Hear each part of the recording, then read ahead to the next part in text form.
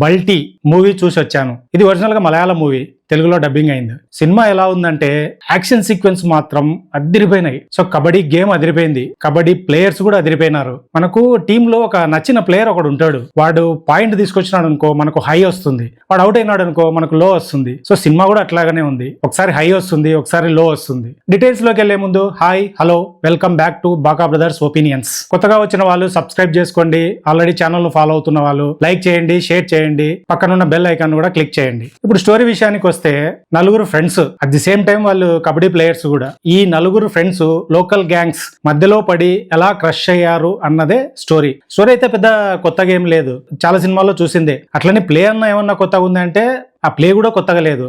So Malayalam cinema అయింది కూడా play కొత్తగా లేకపోవడం వింతగా అనిపించింది. సినిమా మొత్తం చాలా ప్రెడిక్టబుల్ గా ఉంది, చాలా ఫ్లాట్ నరేషన్, ఎమోషన్స్ ఎక్కడ మనల్ని పెద్ద టచ్ అయ్యవు, డ్రామా కూడా అంత వర్కౌట్ అవ్వలేదు. ఓపెనింగ్ సీక్వెన్స్ కల్చరల్ సాంగ్ లో సో హీరో ఈ గ్యాంగ్ ఒక మర్డర్ చేస్తారు, ఆ సాంగ్ మధ్యలో ఈ విజువల్స్ ఇదంతా మంచి హై ఇచ్చింది. దాని తర్వాత వీళ్ళను చేజ్ చేస్తుంటే వీళ్ళకున్న కబడ్డీ స్కిల్స్ ఉంటాయి కదా, సో ఈ దీనిలను ఆ మ్యాచ్ కట్ అంటే ఇక్కడ ఇది కట్ చేస్తే గేమ్ లో వాళ్ళ స్కిల్, ఈ మ్యాచ్ కట్ ఇది కూడా అదిరిపోయింది. ఇంకా అక్కడ నుంచి వాళ్ళ వరల్డ్ బిల్డింగ్ అదే సెటప్ ఇదంతా దీనికి బాగా చాలా టైం తీసుకుంటారు. సో మలయాళం మూవీస్ కదా బేసికల్ గానే చాలా టైం తీసుకుంటారు. అలా ఇంకా తీసుకుంటున్నారు. ఎక్కడో స్క్రిప్ట్ లోకి ఎంటర్ అయిన తర్వాత అక్కడ ఇంటర్వెల్ బ్యాంక్ వచ్చేసరికి అక్కడ విల్లీస్ జీప్ తీసుకురావడం, ఈ సీక్వెన్స్ కూడా బాగుంది. ఇంటర్వెల్ తర్వాత సినిమా మొత్తము చాలా ప్రెడిక్టబుల్ గా అనిపించింది. అంటే ఎవ్రీ సీన్ మనం గెస్ చేస్తుంటాం. స్టోరీ ప్రెడిక్టబుల్ గా ఉంది, ఓకే ఫైన్. అట్లీస్ట్ క్యారెక్టర్లు ఆర్కులు కావచ్చు, వాళ్ళ బిల్డింగ్ అన్న ప్రాపర్ గా ఉందంటే అది కూడా ప్రాపర్ గా లేదు. ఇప్పుడు నలుగురు ఫ్రెండ్స్ అంటారు, సో ఆ నలుగురు ఫ్రెండ్స్ వాళ్ళ ఎలా అంత థిక్ ఫ్రెండ్స్, వాళ్ళ మధ్యన ఏంటి రిలేషను, శాన్ నిగము వాళ్ళ మదర్ ఇదన్నా మనకి ఎస్టాబ్లిష్ అయితే ఇంకొక ఫ్రెండ్ ఉంటాడు కుమార్ అని, సో అతనికి ఎవరు లేదు అనేది అది కూడా మనకు క్లారిటీ ఇస్తారు. మిగిలిన ఇద్దరు ఫ్రెండ్స్ ఉంటారు కదా, వాళ్ళ ఫ్యామిలీస్ ఏంటో వాళ్ళు ఏంటో అస్సలు మనకు ఏం ఎస్టాబ్లిష్ చేయరు. సో ఈ నలుగురు మధ్యన ఒక ప్రాపర్ గా ఎమోషనల్ సీన్ గానీ, ఒక డ్రామాటిక్ సీన్ గానీ, ఒక సినిమాటిక్ సీన్ గానీ ఇట్లాంటివి ఏం లేదు. అందుకే వాళ్ళను మనం సినిమాటిక్ ఫ్రెండ్స్ లాగా చూస్తుంటాం తప్ప ఫ్రెండ్షిప్ నువ్వు ఓన్ చేసుకోలేం. కబడ్డీ గేమ్ వీళ్ళ నలుగురికి అది సీరియస్ గేమా లేకపోతే ఎంటర్టైన్మెంట్ గేమా, ప్యాషన్ కోసం ఆడుతున్నారా, ప్రొఫెషన్ గా ఆడుతున్నారా, లేకపోతే మనీ కోసం ఆడుతున్నారా, ఈ క్లారిటీ ఏం ఉండదు. సెకండ్ హాఫ్ లో ఒక స్టేజ్కి వచ్చేసరికి ఆ కబడ్డీ గేమ్ కంప్లీట్ గా వెళ్ళిపోతుంది, గ్యాంగ్స్టర్ గా మారుతారు, అది ఇంకో స్టోరీ అంటే రెగ్యులర్ స్టోరీలో పడిపోతుంది.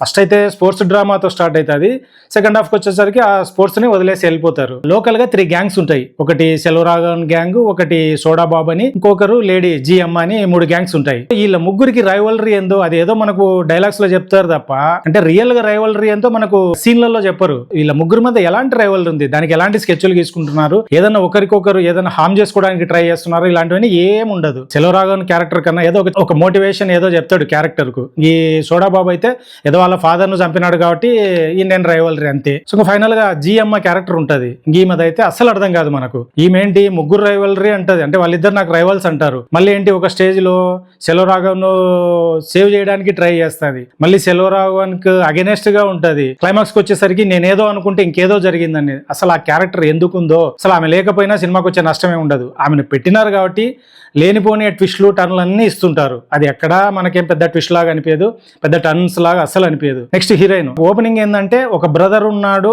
అతను కూడా కబడ్డీ ప్లేయర్ అనేది ఎస్టాబ్లిష్ అవుతుంది. ఆల్ ఆఫ్ సడన్ గా వాళ్ళన్నకు ఒక యాక్సిడెంట్ అయితే ఆ యాక్సిడెంట్ తర్వాత వదిన వాళ్ళకు ఒక కూతురు వీళ్ళు కూడా ఆల్ ఆఫ్ సడన్ గా వస్తారు. అరే వీళ్ళు ఎక్కడి నుంచి వచ్చినారా, ఇది కూడా ప్రాపర్ ఎస్టాబ్లిష్ చేయలేదు. ఇంకా హీరో హీరోయిన్ ట్రాక్ ఉంటది, అది ఏదో ఉండాలి కాబట్టి ఉంది అన్నట్లుంది తప్ప ఈ ట్రాక్ వల్ల ఈ స్టోరీ ఇలా టర్న్ తీసుకుపోతుంది, లేదు ఈ ట్రాక్ వల్ల స్టోరీకి ఇలా హెల్ప్ అవుతుంది, ఇలాంటివి ఏం ఉండదు. హీరోయిన్ ఫైనల్ గా ఎందుకుందంటే అన్నకు యాక్సిడెంట్ అయితే హాస్పిటల్లో చేర్పించడానికి, హీరో మదర్ కు యాక్సిడెంట్ అయితే ఆమెను హాస్పిటల్లో చేర్పించడానికి ఒక నర్సు లాగా ఉంది తప్ప అంతకంటే పెద్ద డ్యూటీ అయితే ఏం చేయలేదు ఆమె సినిమాలో.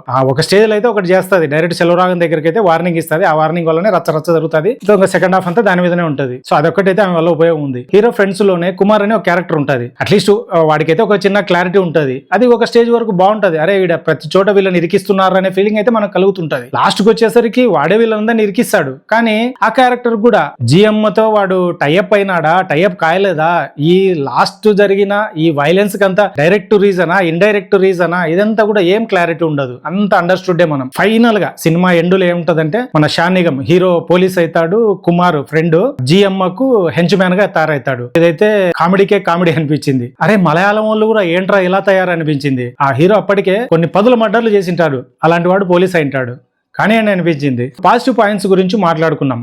ఫస్ట్ అయితే యాక్షన్ సీక్వెన్స్ అదరగొట్టినారు. అసలు ఆ కొరియోగ్రఫీ కావచ్చు, షార్ట్ మేకింగ్ కావచ్చు, కంపోజిషన్స్ కావని ఇవైతే చాలా బాగా చేసినారు. కబడ్డీ గేమ్ కూడా చాలా బాగా కంపోజ్ చేసినారు. షాన్ నిగమ్ తో పాటు ముగ్గురు ఫ్రెండ్స్ పర్ఫెక్ట్ గా యాక్ట్ చేసినారు. సోడా బాబు అతను కూడా కొంచెం పెక్యులర్ గా ఉన్నాడు. సెట్ వర్క్ ఫస్ట్ నుంచి లాస్ట్ వరకు ఒక మూడ్ అయితే క్రియేట్ చేసినాడు. ఆ రస్టిక్ మూడ్, సో ఆ రాగా ఇదైతే ప్రాపర్ గా ఆయన విజువల్స్ అదరగొట్టినాడు. అట్ సేమ్ టైం ఆ సెట్ వర్క్ కూడా చాలా బాగుంది. మ్యూజిక్ కొన్ని ఎపిసోడ్లను లేపి కూర్చోబెట్టినాడు. కొన్ని చోట్ల మనకు రిపీటెడ్ ఆ మ్యూజిక్ అయితే అనిపిస్తుంది. ఓవరాల్ గా అయితే రికార్డింగ్ చాలా బాగుంది. మాకు డ్రామా అవసరం లేదు, యాక్షన్ ఉంటే చాలు అనుకునే వాళ్ళు ఖచ్చితంగా వాళ్ళైతే ఎంజాయ్ చేస్తారు. ఎందుకంటే యాక్షన్ ఎపిసోడ్స్ ఆ రేంజ్ లో ఉన్నాయి. నాకైతే గుడ్ అనిపించలేదు, అట్లని బ్యాడ్ కూడా అనిపించలేదు, ఓకే అనిపించింది. సో మీరు చూస్తే మీకు ఎలా అనిపించిందో కింద కామెంట్ రూపంలో చెప్పండి. ఇంకొక ఇంట్రెస్టింగ్ వీడియోతో మళ్ళీ కలుద్దాం. అంతవరకు Tata, by by, good bye.